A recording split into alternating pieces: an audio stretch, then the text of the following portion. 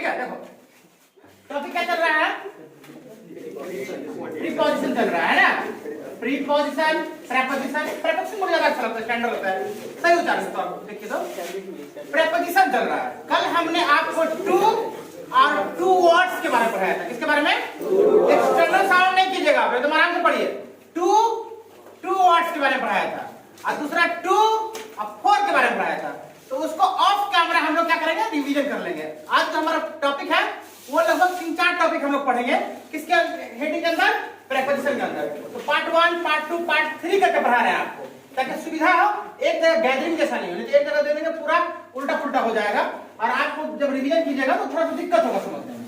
तो आज हम लोग पढ़ेंगे प्रीपोजिशन का तीसरा पार्ट, पार्ट 3, पार्ट 4 और पार्ट 5 तक पढ़ेंगे। 3 टॉपिक को कवर करेंगे, ठीक है। तो पार्ट 3 में जो हमारा हेडिंग है वो है अलोंग। समझिएगा इसको आराम से, पहले समझ लीजिए, उसके बाद हम रोक देंगे वीडियो को, आप लोग नोट कर लीजिएगा, उसके बाद फिर हम लोग आगे बढ़ेंगे। तो पहले समझना जरूरी है। समझ में आ गया? तुम लिखने के चक्कर में मत रहो, पहले समझ लो, हम बोर्ड लेके भाग नहीं जाएंगे। अलोंग टॉपिक का नाम है, इसको क्या करेंगे? अलोंग। क्या करेंगे? अलोंग। अब इसको लॉ पे पढ़ी होगा, गुंडा होगा कि गप होगा, हमको मालूम नहीं है, समझ लो अलोंग होगा। अलोंग बोला जाता है। क्या बोला जाता है? अलोंग बोला जाता है। इसको समझाने के लिए मैंने बोला था कि जब भी आप कोई प्रेपोजिशन पढ़ेंगे तो उसको एग्जांपल दे करके समझाएंगे। समझ में आ गया? जैसे मैंने लिखा क्या, माय, एक 2 लाइन छोड़ दीजिएगा क्योंकि आपको तो बाद में लिखना है। माय ब्रदर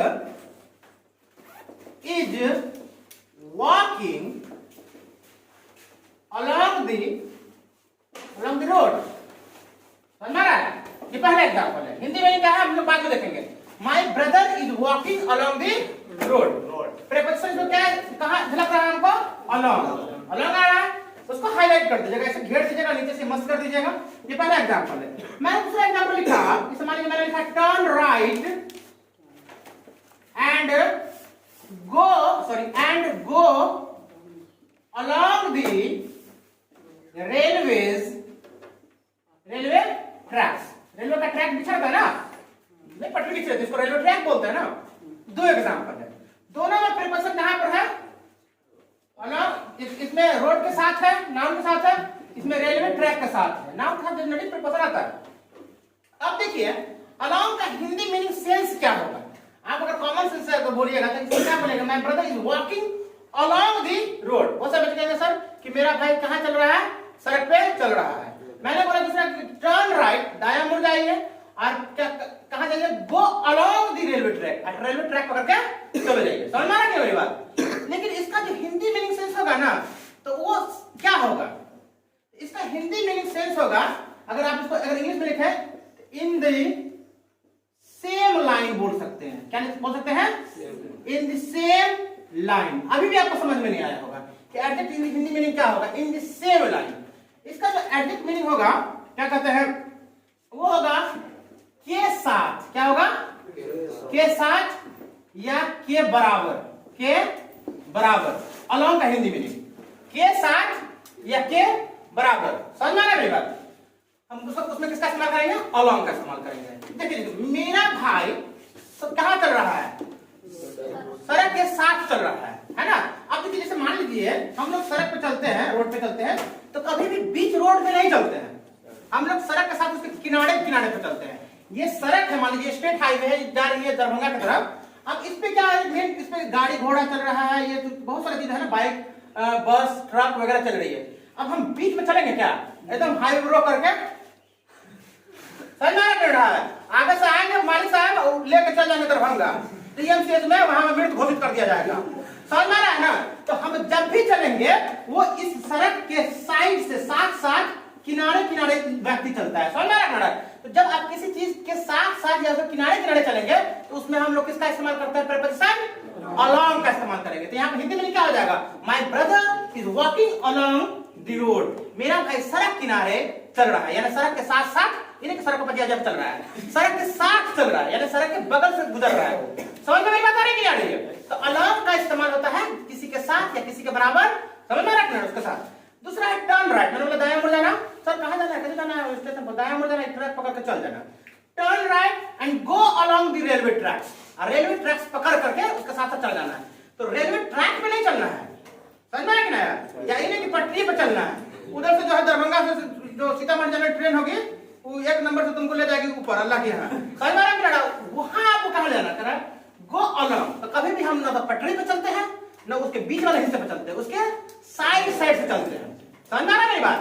बीच बीच में चलने में वैसे भी कभी कभी खाली जगह पटरी पे इतना खुशबू उसका व्यवस्था रहता है सुबह सुबह कि तुम आओगे तो लेसले क्लास में घुस जाओगे। तो आपको ना साथ साथ उसके अगल बगल से क्या करना, गुजरना है पटरी के। अब लाइन खाली है तो हम लोग पटरी पे चल जाते हैं, ये अलग बात है, लेकिन चलना कहाँ है आपको? पटरी के साथ चलना है। तो हिंदी में क्या हो जाएगा, दाएं मुड़ जाइए और रेलवे ट्रैक पकड़ के चले जाइए। समझ में रखना, पकड़ के मतलब कि उसको भाड़ बजा पकड़ के तब चले जाइए।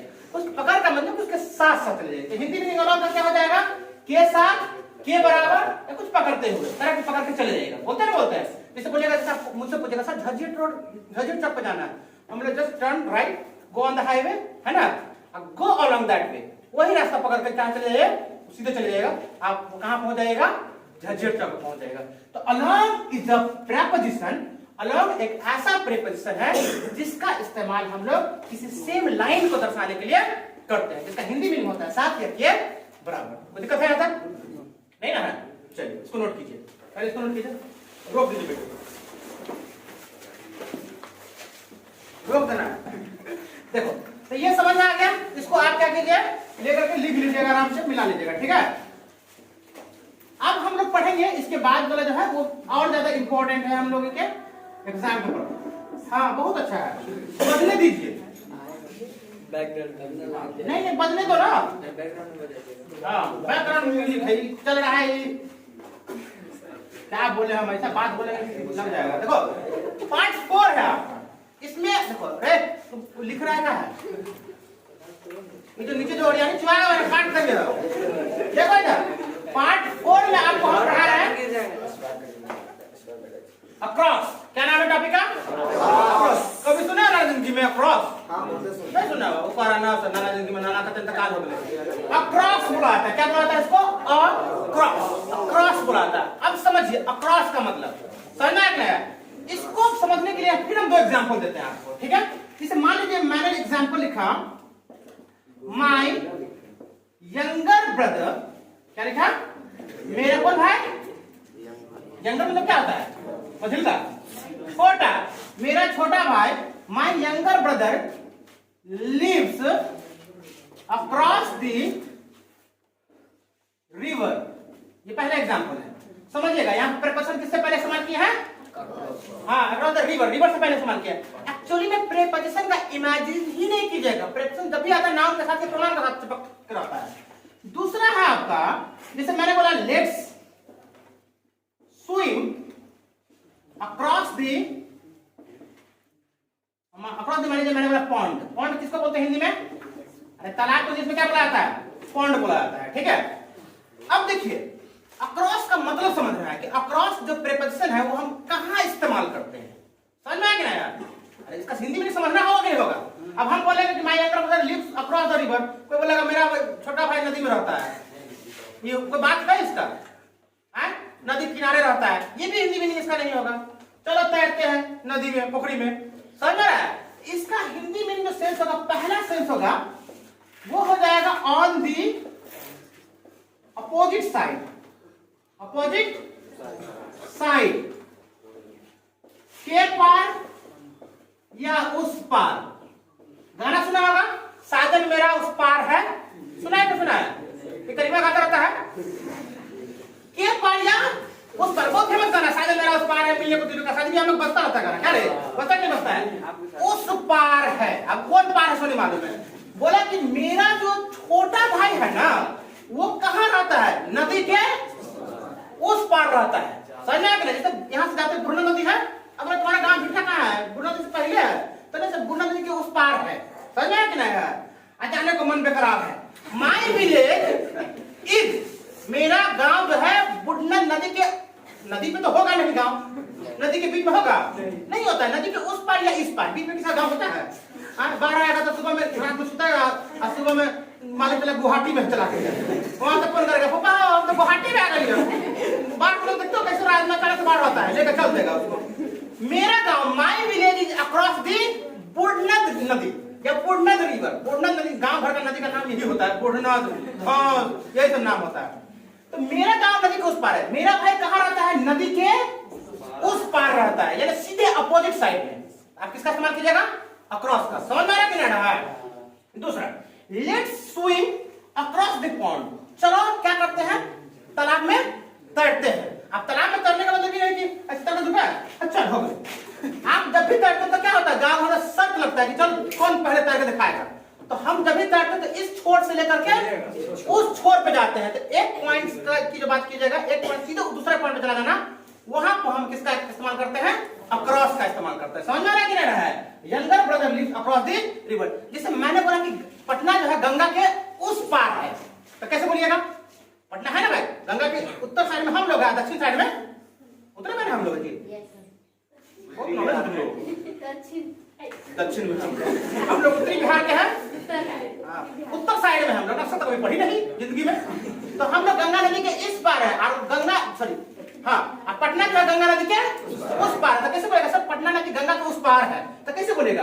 Patna is across the Ganga river. क्या बोलेगा? Patna is across the Ganga river. Across में समझ में आया? समझ में आया कि नहीं? ये हो गया, ये पहला पॉइंट हो गया। दूसरा पॉइंट समझिए, दूसरा एक और इसमें होता है। जैसे मैंने तीसरा एग्जांपल, इस दो एग्जांपल से आपने इसको समझा और दो एग्जांपल से दूसरा पॉइंट समझेगा। एक दो एग्जांपल और लिखाते हैं। जैसे मैंने लिखा क्या? There is a bridge. क्या लिखा? There is a bridge across the river. अब बताओ इसका हिंदी में क्या होगा? There is a bridge across the river. नदी के उस पार ब्रिज है, नदी पे नहीं बनाया और नदी के उस पार बना दिया। और नदी बोला कि आप लोग तैर के जाइए, उस पार जाइएगा तो फूल पकड़ लीजिएगा। ऐसा होता है जी। नदी में जब भी ब्रिज देखिएगा तो एक छोर से लेकर के क्या रहेगा, उसका आगे दूसरा छोर रहता है, कि नहीं रहता है?